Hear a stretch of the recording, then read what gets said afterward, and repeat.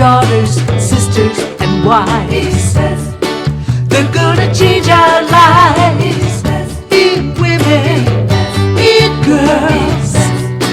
They'll make a better world. Invest in her. invest in her.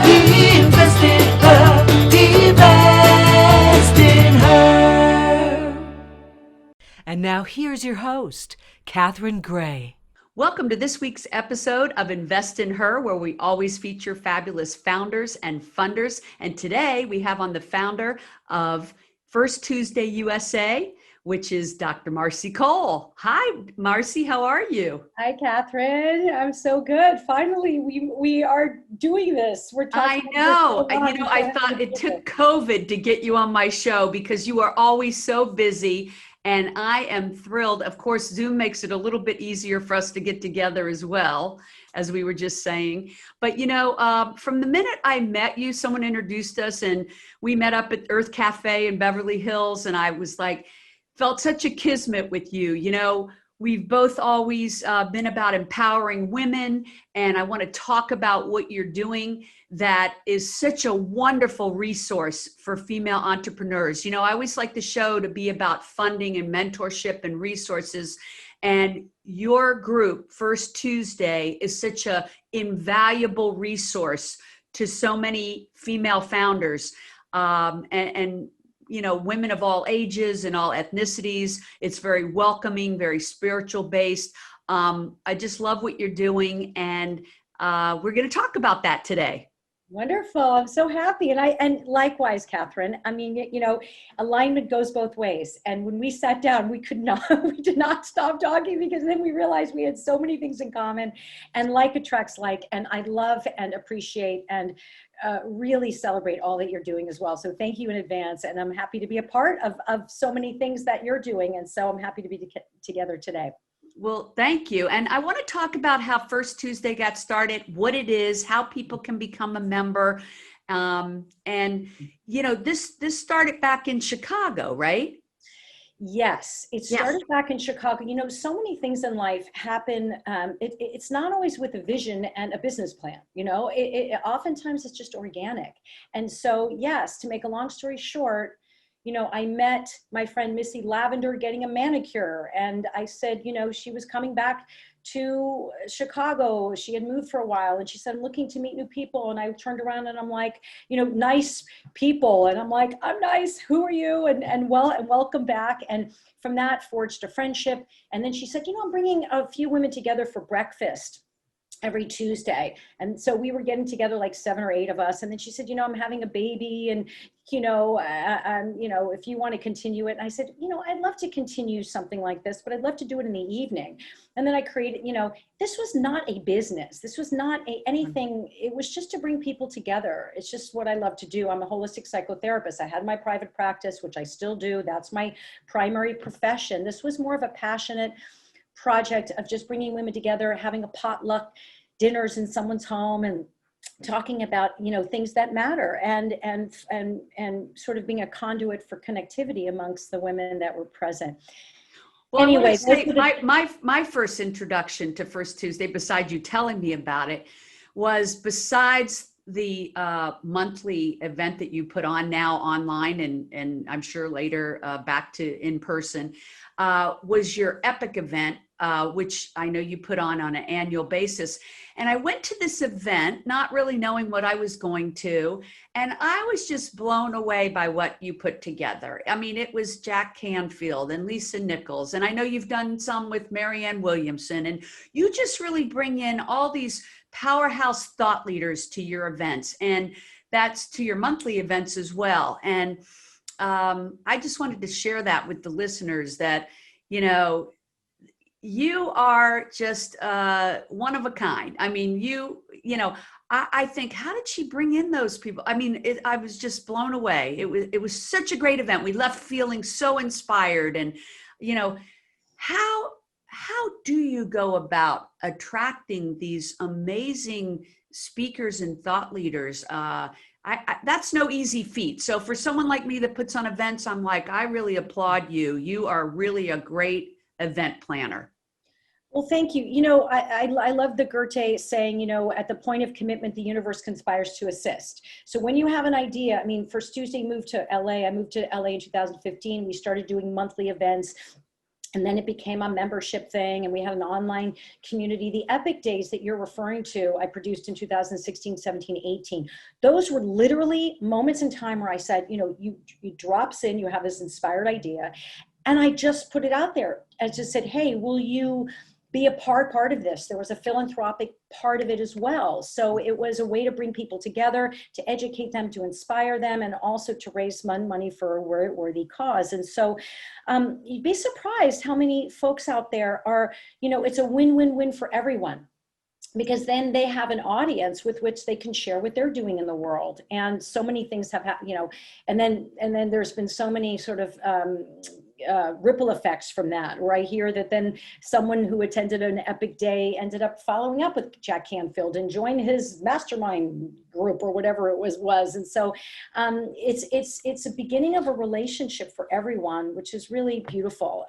So yes, those are the big events. Santa Monica, 250, 300 people, but the monthly events are now virtual, with about, so far we've had about 50 women on the calls, and that's a blessing. I mean, there are takeaways from this time where now there's no boundary. Anyone from the world can join us.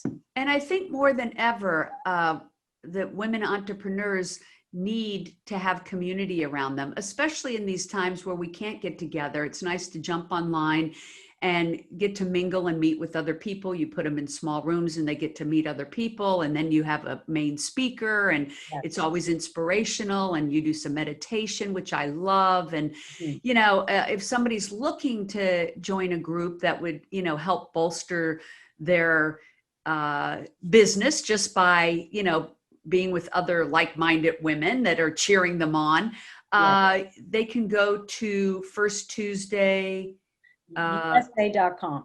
firsttuesday.com. Okay. It's actually firsttuesdayusa.com. Okay. It was First Tuesday LA. Now it's firsttuesdayusa.com. In the new year, we're launching a new site. It'll be First Tuesday Global. But for now, firsttuesdayusa.com, because anyone in the nation can now join us now and beyond. And it'll forward you to First Tuesday LA, where there's a join link and you can learn all about it. Yes. That's the upside of, or the silver linings of this COVID, I think, is that, so many of the things we had to go to in person, and now that we don't have that option, at least at the moment, the Zoom has been really a godsend for people to connect with people. And so I love that you're attracting people from all over the country to First Tuesday. Yes. I want to talk a little bit about your background, because people might wonder, how did you, as a psychotherapist, end up on this path?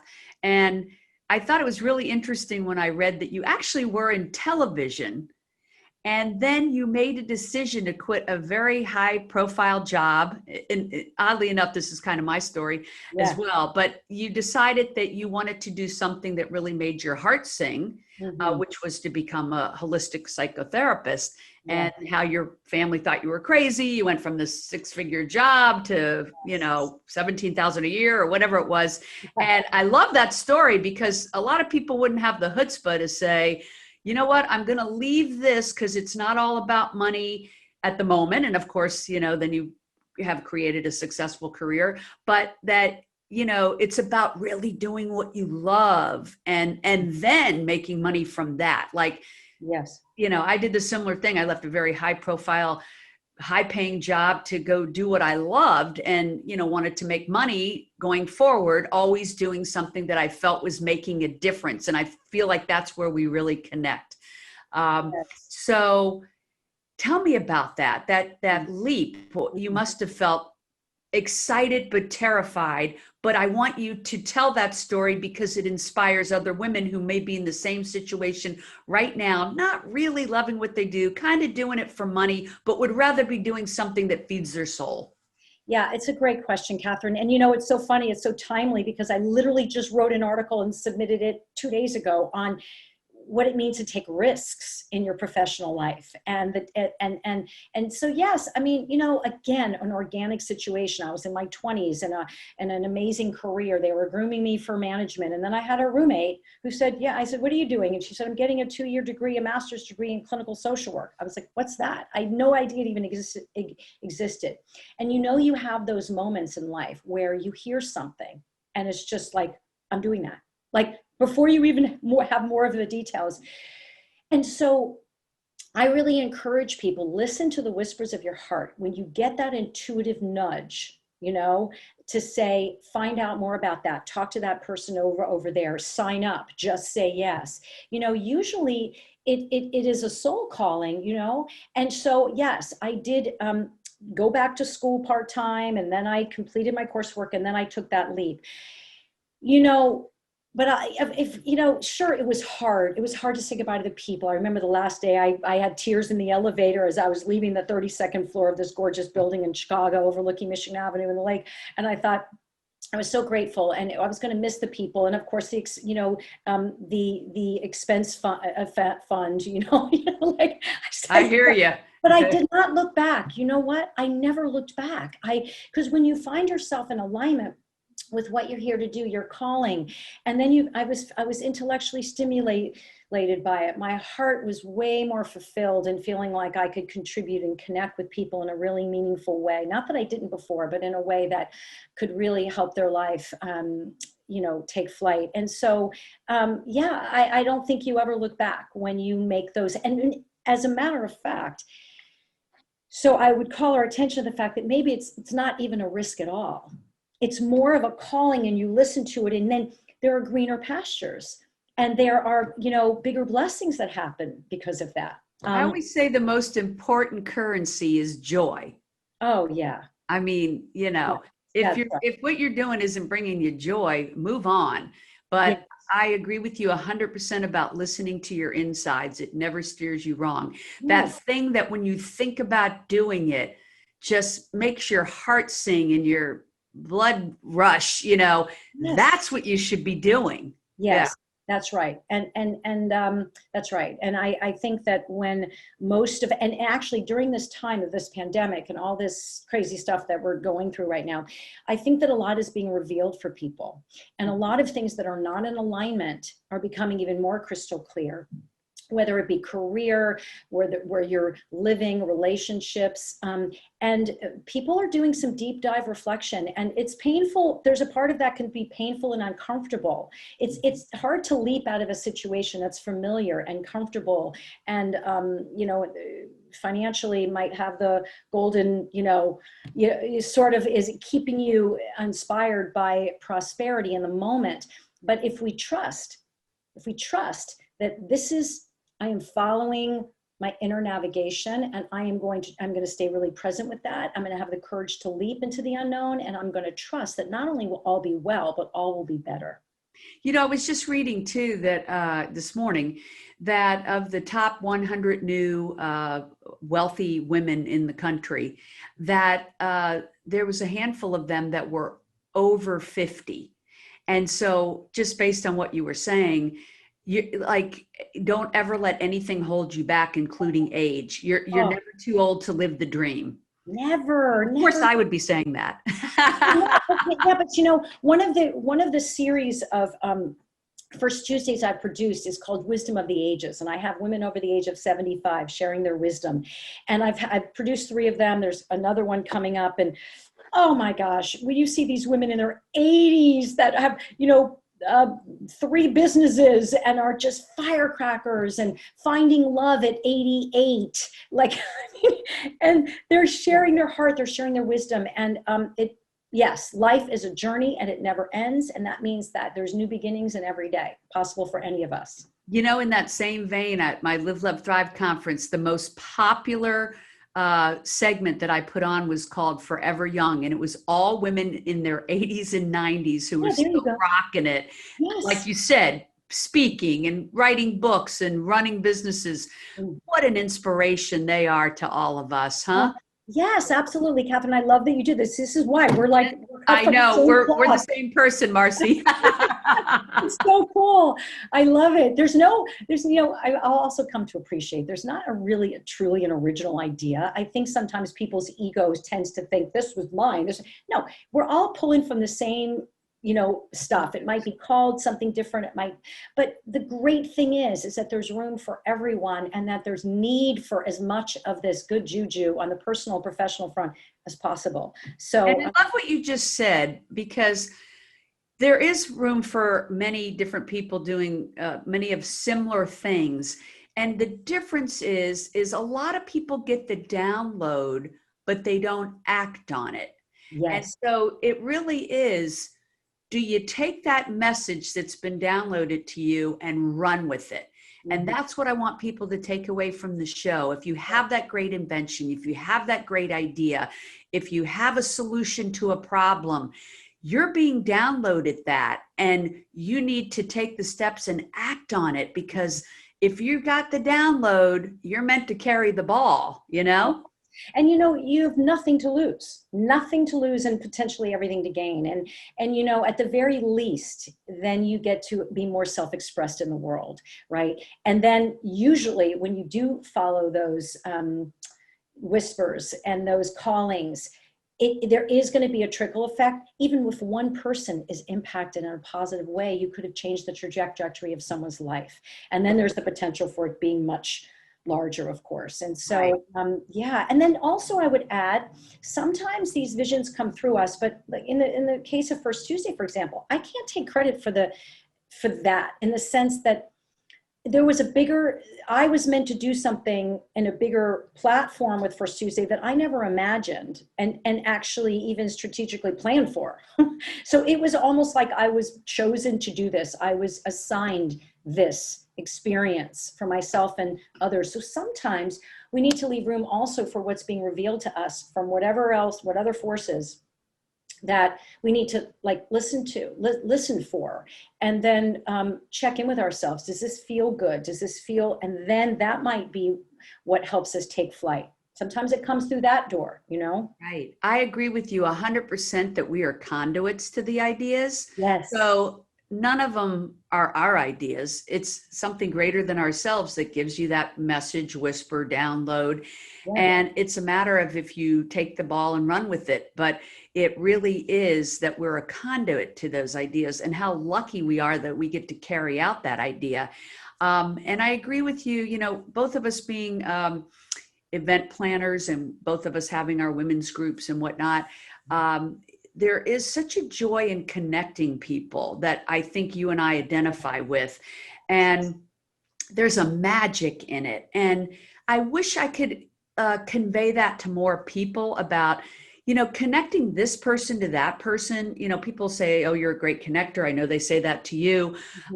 There's such a joy in connecting people. There's no downside. It doesn't cost anything. It brings everybody joy. It brings you joy for connecting them. It brings them joy for being connected. They need each other. They help each other. I mean, if I had one word for the day, it would be connecting. Connecting is such a powerful and joyful act that anybody can do on any given day. Yes, Catherine. Yes, touche. Absolutely. I say, you talked about our greatest currency is joy. I always say our greatest currency is connectivity. And from that perspective, you and I do share that DNA and also passion to do that. And I agree with you. People constitutionally are made up differently sometimes, but the truth is there's so much blessing in sharing what you know, and sharing the special finds that you come across in your life, and sharing the special people on your path. And when we come from a place of lack, sometimes there's a resistance to do that.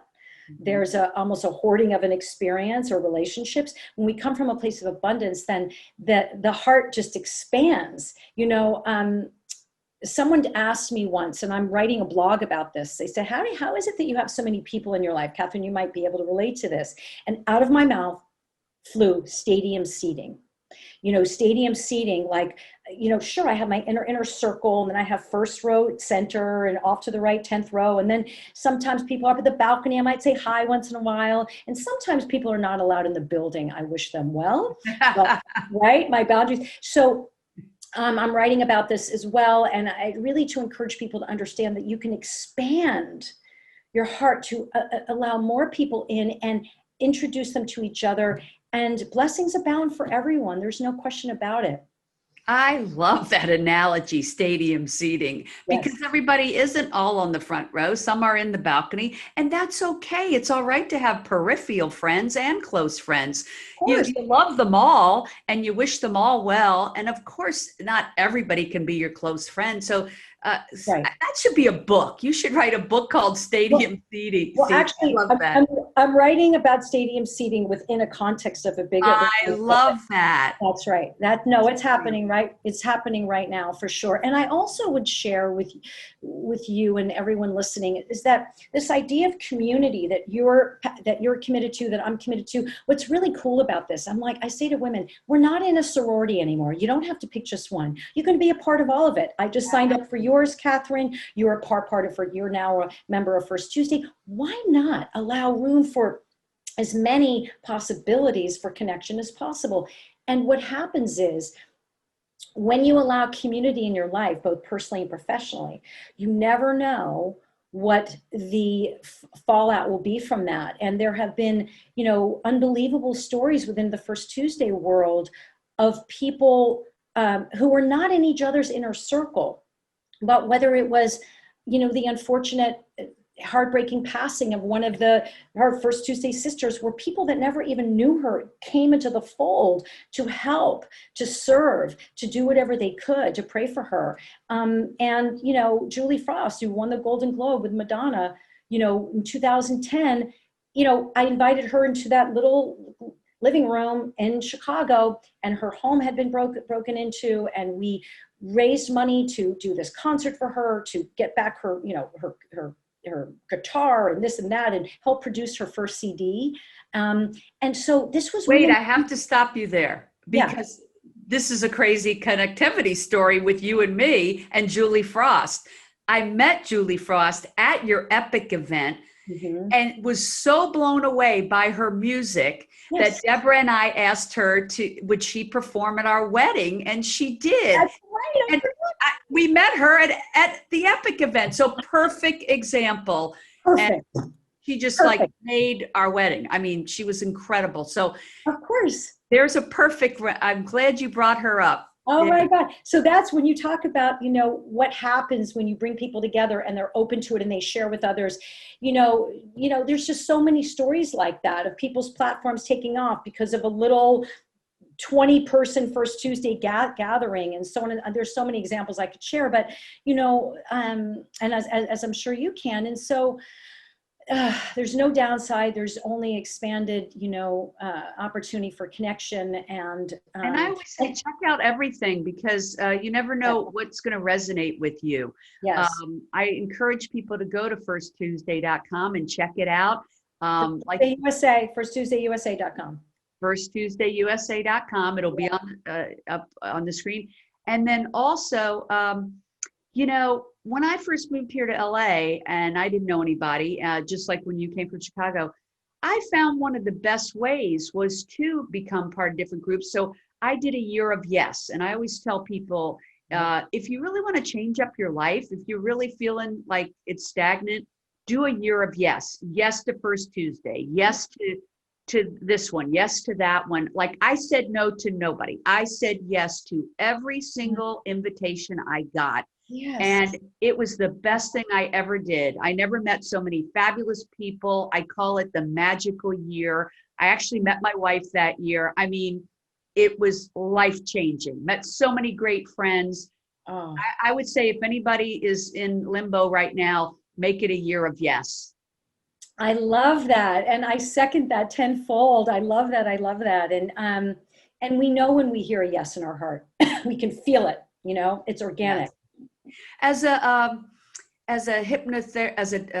holistic hypnotherapist, I want to know, as we're closing, what would be your advice to people who are having a challenging year, because it's been a challenging year. Oh, yes. What do you have something that you would share with them that would inspire them during these really challenging times? Oh, there's so much, but what comes to mind is there's no greater time for the practice of mindfulness, of being present, because what can happen is we can have all this time in our hands to belabor the past, I would have, could have, should have, or worry about the future and catastrophic thinking about the worst case scenario. We just need to bring ourselves right here, right now. That's all there is, and that's all that matters. So I would say staying super present. In the spirit of our conversation today, I would say open your heart up to as much connectivity as possible. New friends, old friends, there's a lot of ways to connect virtually as well, and social distancing, hikes, and getting into nature, grounding your energy, making sure that you've got sunlight and feel the earth under your feet. And the last thing I would say is to just choose faith over fear, to keep choosing every day, to trust that all will be well, and that you are loved and guided and protected. And no matter what hardships are coming our way, we will get through it. We all have the capacity and the power to get through it ourselves and together. And so there's a few nuggets of basic truth. These are just reminders. We know this, but we have to remind ourselves of this every single day, for sure. It is a mindful reminder. That's right. That's exactly right. Well, thank you so much for being on. If people are listening and feeling like they need to connect, certainly firsttuesdayusa.com is a great place to start. You know, on Invest in Her, we always like to talk about how women can get funding and mentorship and resources, and yours is a great resource. So remember, everybody, to invest in her. Thank you for tuning in. Thank you, Marcy Cole. Make it a great week, everybody. Thank you so much.